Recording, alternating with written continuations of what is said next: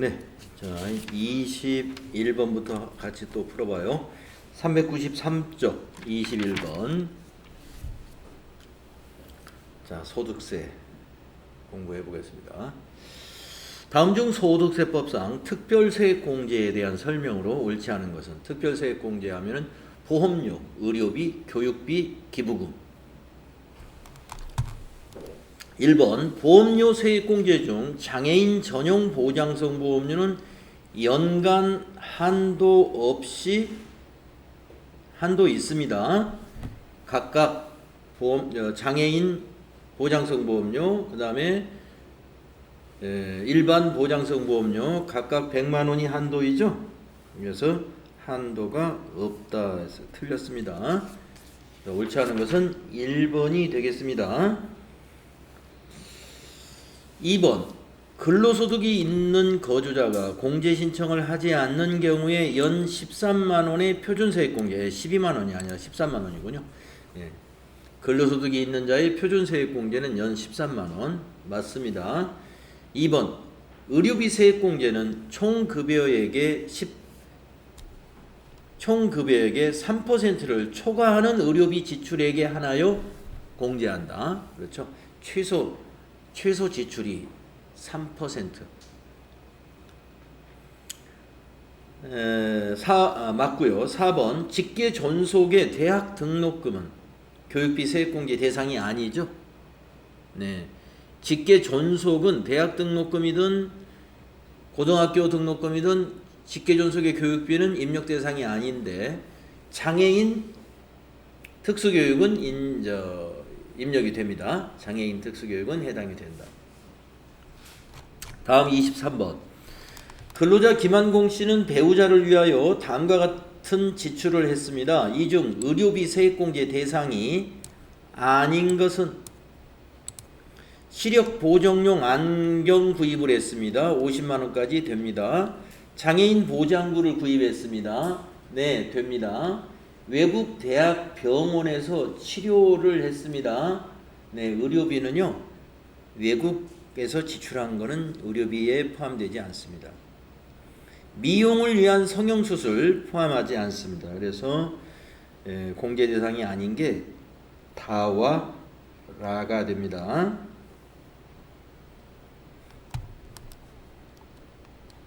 우리가 외국에서 지출한 거 안 되는 것이 또 하나, 신용카드 지출도 외국에서 지출한 건 안 되죠. 다음 25번으로 가봅니다. 다음 중 소득세법상 특별세액공제 대상에 해당하는 지출은? 사업소득자가 지출한 보장성 보험료.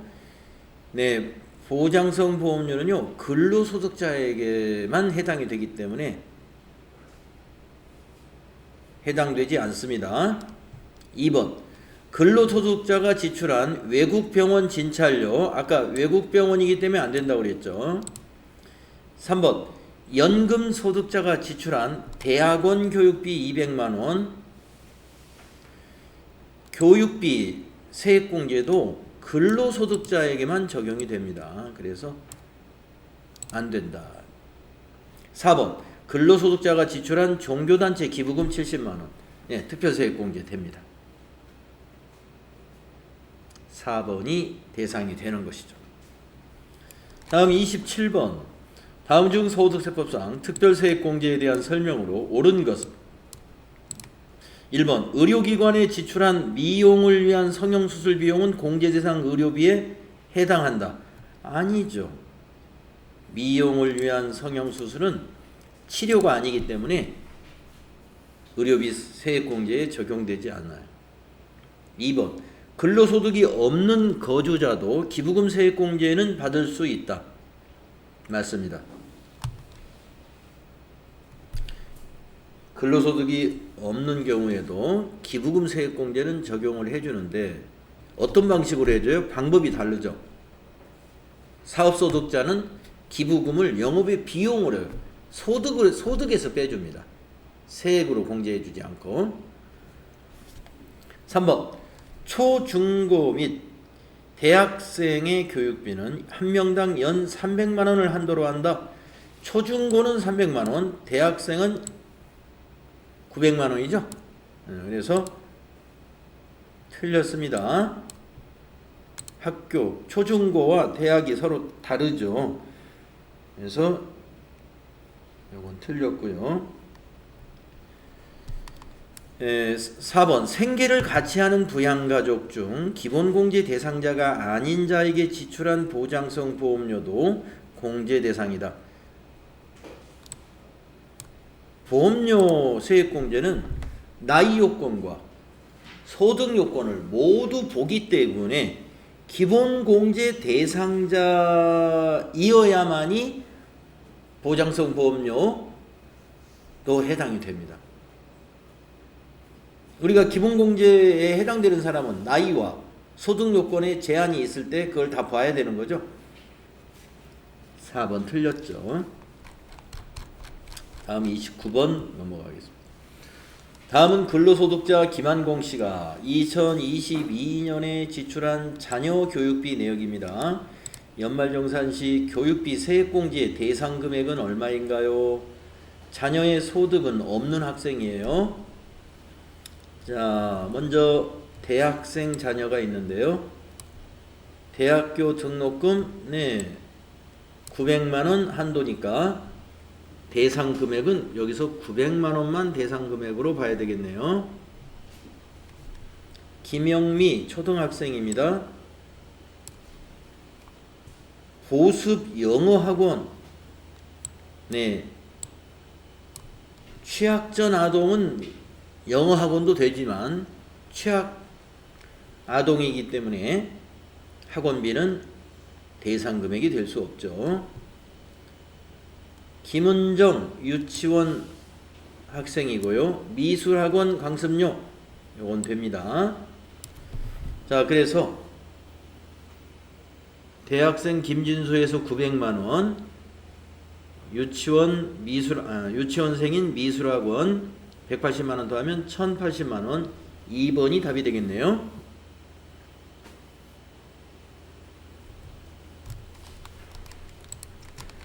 (31번) 문제 봅니다.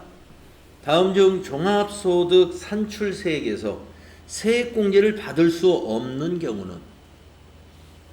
세액공제 못 받는 거. 1번 종합소득에 근로소득이 포함됐다. 세액공제 되지요. 근로소득에 해당되더라도. 근로소득자가 세액공제 받는 게 더 많아요. 산출세액에 대한 세액공제잖아요. 산출세액에 대한 세액공제. 근로소득자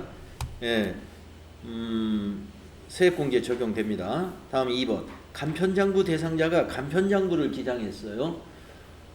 간편장부 대상자가 복식장부를 기장했으면 기장세액공제라는 걸 적용받을 수 있습니다.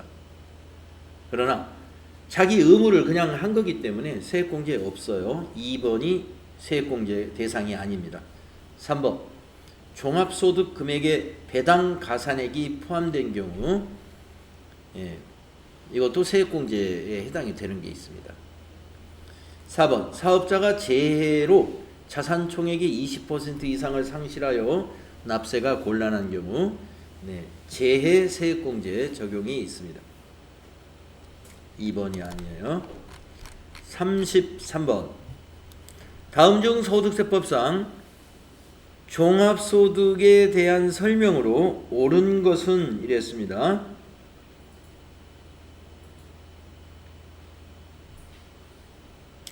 사업소득은 원천징수 여부에 관계없이 종합과세합니다. 1번 맞았어요.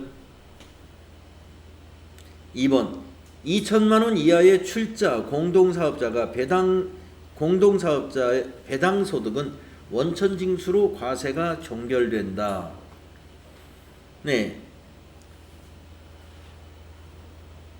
틀렸어요. 왜 틀렸느냐? 2천만 원 이하라고 해서 모두 분리과세가 되는 게 아니고 출자 공동사업자의 배당소득은 여러분 기억나세요? 무조건 종합과세 대상입니다. 그렇기 때문에 원천징수만 하고 끝나지 않아요. 무조건 종합과세.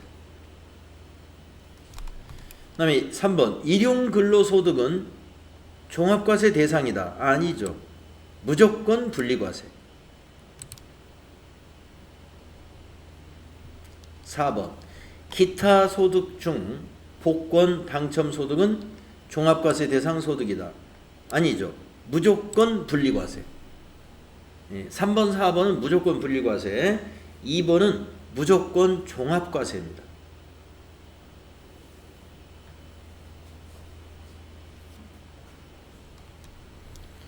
(1번만) 맞았습니다. 35번 보세요. 다음 자료를 이용하여 거주자 김한공 씨의 2022년도 종합소득 과세표준을 계산하면 얼마인가? 모든 소득은 세법에 따라 적법하게 원천징수가 되었습니다. 자, 여러분 과세표준을 뭘로 계산하죠? 종합소득 금액에서 소득공제를 빼면 과세표준이에요. 자, 그러면 김한공 씨의 소득 내용이 어디 종합소득 금액이 어떻게 되는가 볼까요? 비영업대금에 대한 이익, 이자소득이죠. 내국 법인으로부터 받는 이익 배당이라는 거예요. 배당. 이익의 배당, 당자가 빠졌네요. 배당소득이죠. 그 다음에 근로소득 금액 3천만 원. 근로소득 금액은 총급여하고 같은 거죠. 아니다. 총급여에서 근로소득 공제를 뺀 거죠. 자, 그래서 근로소득 외에 말이죠. 금융소득이 있어요. 지금 이 김한공 씨는 소득이 두 가지입니다. 근로소득과 금융소득. 근데 금융소득이 다 합쳐서 얼마예요? 1,500만 원이죠. 2천만 원 이하에 해당이 되네요. 2천만 원 이하에 해당이 되기 때문에 분리과세를 선택할 수 있습니다. 분리과세 선택. 그러면 종합과세 안 하겠습니다. 그러면은 근로소득 금액만 종합과세 대상이 되겠네요. 요것만 3천만 원만.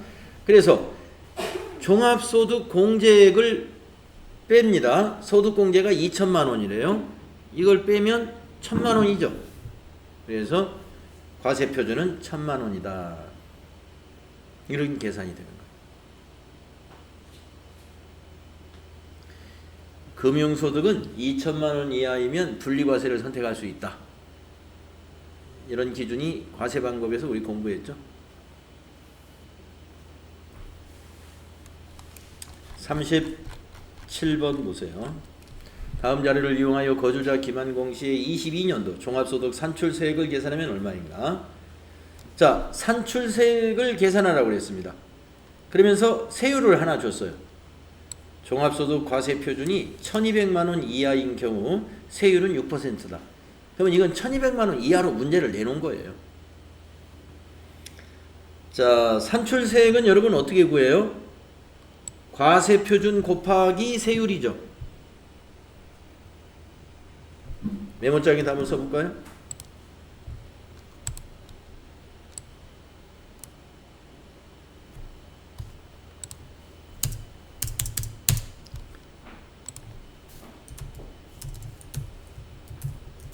산출세액을 구하려면은 과세표준을 구해야 되고 거기에다가 곱하기 지금 여기 세율 6%라고 그랬어요.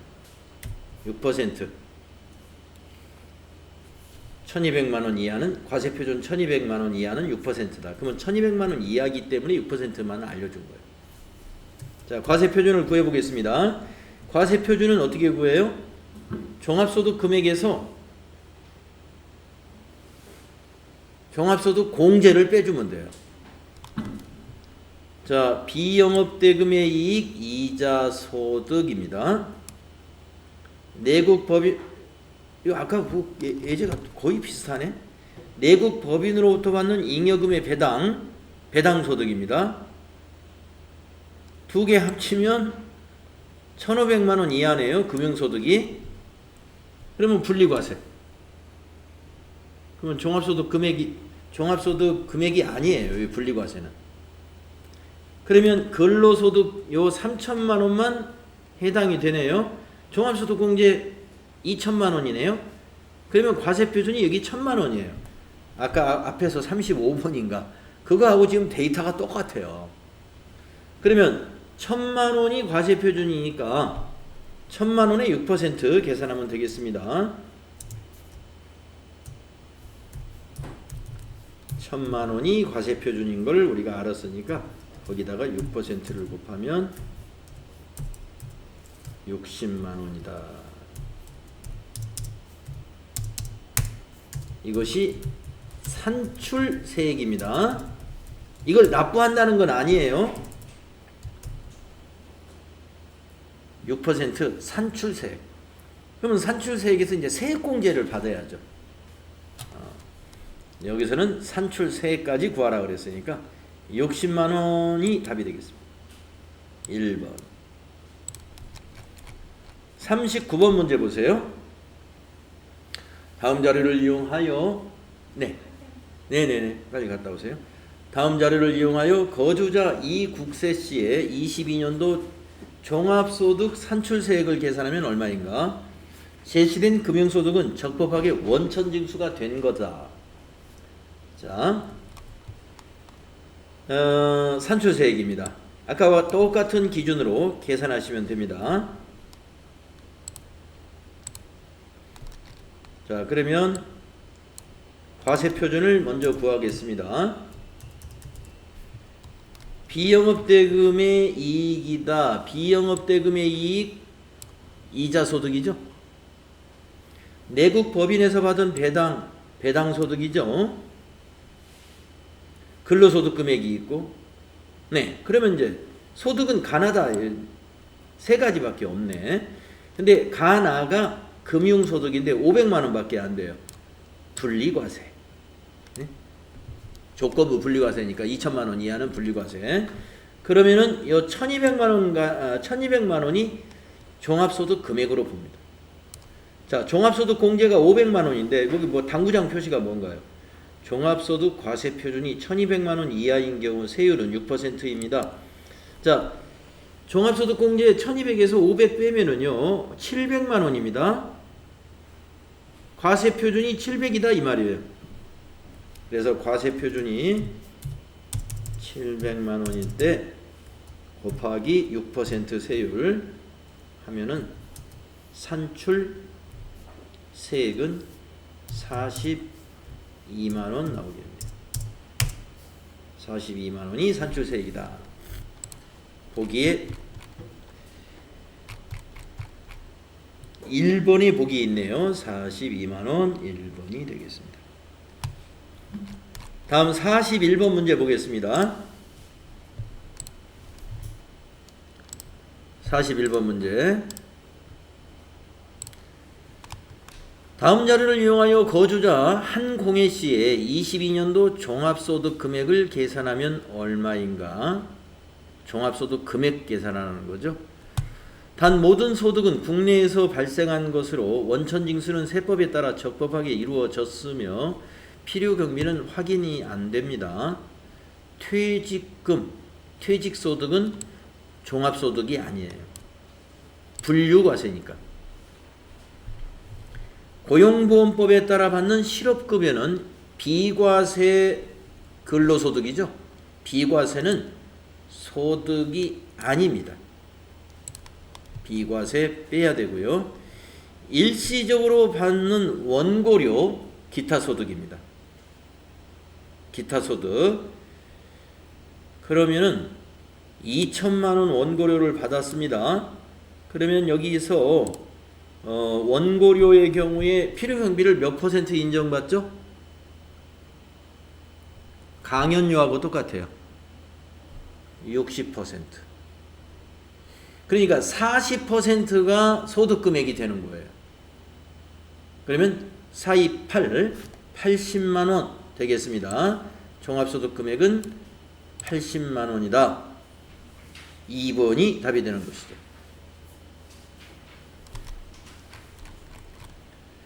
자, 43번 가겠습니다. 다음 자료에 의하여 거주자 김한공 씨가 22년 종합소득 과세표준을 계산하면 얼마인가? 과세표준을 계산하려면 종합소득 금액에서 소득 공제를 빼야 됩니다. 단 제시된 금융소득은 적법하게 원천징수가 되었다. 자, 하나씩 볼까요? 직장 공제회의 초과 반환금, 이거 이자소득이죠. 무조건 분리과세됩니다. 무조건 분리과세되는 이자소득은 소득금액이 아니에요. 다음에 국가보안법에 의한 상금. 네, 우리가 그 법률에 의해서 받는 상금은 비과세예요. 네, 비과세 기타 소득이니까 빼줍니다. 다음엔 근로소득 금액이 있어요. 1,500만원. 네. 그리고 종합소득 공제가 있어요. 600만원. 그러면 1,500에서 600을 빼보세요. 900만원이죠. 네. 그래서 답이 900만원. 과세표준이 900만원이 되는 겁니다. 다음에 45번 문제 보겠습니다. 다음 자료를 토대로 거주자 김한공 씨 2022년도 종합소득 금액을 계산하면 얼마인가? 모든 소득은 국내에서 발생한 것으로 세법에서 규정된 원천징수는 적법하게 이루어졌습니다. 자, 근로소득 금액 2,500이 있고요. 금융소득이 있네요. 이자, 정기예금 이자 100만원. 정신적 피로로 인한 보상금을 받았어요. 기타소득 200만원. 그 다음에 상장 주식 양도차익, 주식을 사고 팔았어요. 주식에 대한 양도차익은 소득세 과세되지 않습니다. 비과세예요. 예, 소액주주 비과세. 지금 법률이 바뀌어가지고 대주주에 대해서 과세는 하고 있습니다. 소액주주는 비과세. 자, 그러면 비과세 빼고 그 다음에 이거는 금융소득인데 2천만원 이하는 분리과세 선택할 수 있죠. 그래서 분리과세니까 빼고 정신적 필요에 의한 보상금 기타소득입니다.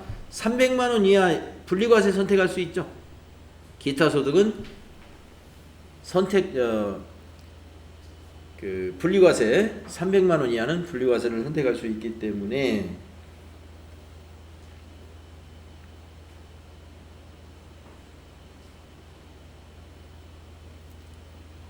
종합소득 금액은 2,500만원. 1번이 답이네요.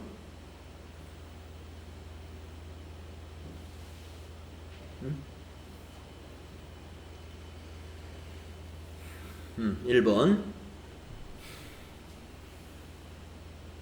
라버는 비과세니까요. 라버는 비과세. 양도소득으로 봐야 되니까 상장주식 양도는 양도소득에 관한 거죠. 예, 소득 양도소득은 종합소득 금액이 아니죠. 양도소득 요거 비과세가 아니고 상장주식 양도 양도소득인데 소액주주는 양도소득이 없는 걸로 알고 있어요. 대주주만 양도소득을 과세합니다. 그래서 2,500만 원입니다. 다음에 47번. 다음은 거주자 김한공 씨의 2022년 소득 내역입니다. 이를 토대로 김한공 씨의 종합소득 자, 여기 47번은 좀 표시해 두시고요. 47번을 표시해 주시고 다음 시간에 47번부터 하는 게 좋을 것 같습니다.